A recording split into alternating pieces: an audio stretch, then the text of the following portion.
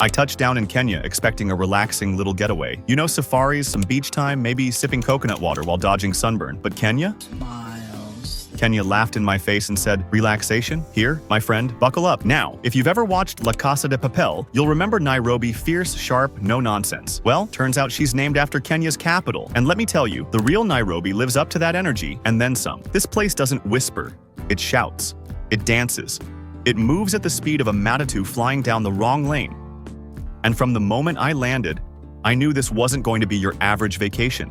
Stepping out of Jomo Kenyatta International Airport, I was hit with warm air, loud honks, and a guy offering me a taxi, a SIM card, and sunglasses all at once. I hadn't even cleared the parking lot. And traffic? You think your city has traffic? You serious? Nairobi has its own Hunger Games edition. I saw a guy reverse through a roundabout with full confidence and no seatbelt. I swear the pedestrians here have the agility of Olympic athletes. You look left, right, left again, and still almost get hit by a boda going full speed with a live chicken strapped to the back. Welcome to Kenya. But despite the chaos, there's something addictive about Nairobi. The skyline rises like ambition, with glass towers side by side with small kiosks selling smoky street food. You've got flashy malls where you can buy designer perfume, and right outside, a guy selling boiled maize with chili salt that tastes better than any Michelin star dish. The city has layers, and if you're smart, you'll peel them slowly. And let's talk matatus, Kenya's unofficial roller coasters. I stepped into one thinking I was just getting a ride. What I got was a full-blown Genge-tone rave, with flashing lights, TV screens, subwoofers in the boot, and a conductor who looked like he was auditioning for Fast and Furious Nairobi Drift. We pulled up to the next stop with the soundtrack of Calligraph Jones thundering out the windows, and I swear, my organs were still vibrating 2 hours later. Now, food in Kenya doesn't play games. The first chapati I tasted changed me. Soft, golden, a little crispy at the edges, it made me rethink every flatbread I've ever had. And then came the ugali. Now let me tell you, this isn't food. It's a test. That thing is dense.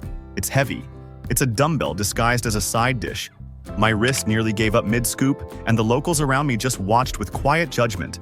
Tell you right now, we don't care. I've never felt more like a foreigner. But once you get the technique right, roll it, scoop it, respect it, ugali becomes part of your soul. Pair it with sukuma wiki, throw in some tilapia if you're near Lake Victoria, and boom. A few moments later. You've got a meal that slaps harder than the Nairobi sun at noon. And then there's Nyama Choma. Ah, my beloved grilled goat.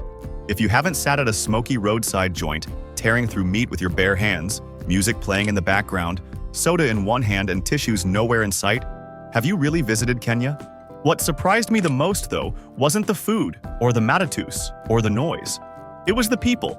Kenyans are some of the warmest, funniest, most genuine humans you'll meet. Say hi to someone, and within minutes, you've been invited to their cousin's wedding, their aunt's farm, and somehow you're now in a WhatsApp group called Weekend Plot. I once asked someone for directions and they walked me halfway there. No stress, no rush, just pure hospitality. And don't even get me started on Kenyan mothers. If one invites you over for tea, expect a 5-course meal and your life story to be known by the whole neighborhood by sunset. Culture here isn't tucked away in museums. It's alive. It's in the music, the language, the dress, the rhythm of conversation. From Swahili proverbs to Sheng slang that flips every week. From Maasai warriors standing proud in their shukas to Nairobi fashionistas stepping out like it's Paris Fashion Week. Kenya's culture is bold and unashamed. And the landscapes? They'll silence even the loudest traveler. Nairobi has a national park inside the city. Yes, lions and zebras with a skyline in the background. Where else can you take a selfie with a giraffe in the morning, hit the mall by afternoon, and be dancing in Westlands by night?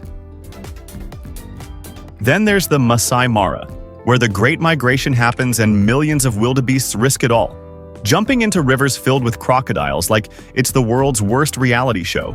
Amboseli has elephants stomping across dry plains with Kilimanjaro looming in the background like a giant screensaver. And if you ever feel like questioning your choices in life, climb Mount Kenya. Cold, majestic, brutal. But the view? Absolutely worth it. The coast? Another world entirely. Diani Beach has sand so white you'll think someone spilled flour everywhere. The water's warm, the Swahili vibes are strong, and the seafood? Let's just say I ate calamari so fresh it was probably doing backstrokes 5 minutes earlier. Lamu Island is straight out of a dream. No cars, just donkeys and dhow boats, ancient architecture, and that slow island energy that makes you forget what emails are. And if you think Kenya is just about the big-name spots, think again. Lake Nakuru, with its flocks of flamingos turning the water pink. Hell's Gate, where you can hike, bike, and pretend you're in the Lion King. Because fun fact, Disney did get inspiration there. Kisumu, laid back and full of flavor. Nanyuki, where the equator literally runs through town and the vibes are chill enough to make you want to buy land and stay forever. Even the smaller, weirder things stick with you. Like how "I'm on the way" could mean anything from 5 minutes to next week. Or how Kenyans say "just there," but it's clearly 5 kilometers away.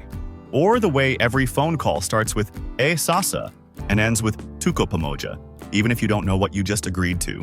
I came to Kenya with an itinerary. I left with stories. I came expecting to check off places on a map.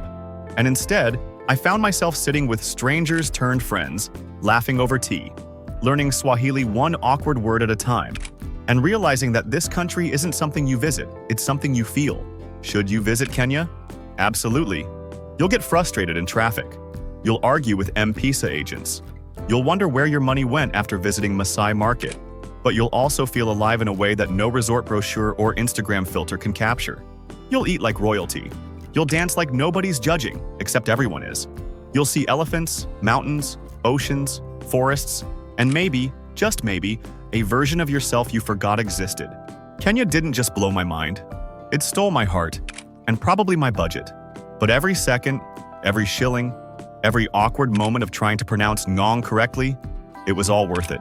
So to the country of 1,000 cultures, 1,000,000 smiles, and one unforgettable adventure, as they say here, Karibu Tena. Come back again, and I will.